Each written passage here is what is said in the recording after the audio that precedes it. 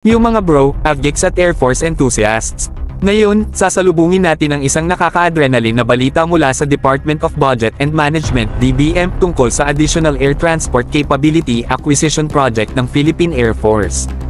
Ihanda na ang iyong sarili dahil binuksan na ng DBM ang ikatlong milestone payment para sa proyektong ito, na nagkakahalaga ng kahangahangang 5,017,200,000 piso.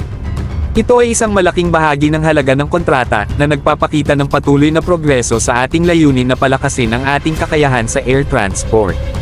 Pero teka, may kasunod pa sa higit sa 50% ng kabuoang halaga ng proyekto na naibayad na ng pamahalaang Pilipinas. Malinaw na hindi lang tayo nagsasalita, kundi gumagawa rin tayo ng hakbang pagdating sa pag-invest sa ating infrastruktura sa depensa. Ngayon, pag-usapan natin ang detalye sa ilalim ng proyektong ito. Handa nang maghatid ang Lockheed Martin ng tatlong C-130J-30 Super Hercules Tactical Transport Aircraft sa PAF, simula sa taong 2026. Ngunit hindi tayo basta na lang nakaupo at naghihintay na dumating ang mga ito. Ang PAF ay nagsisimula ng maghanda at mag-train ng mga piloto at maintenance crew para sa malaking araw.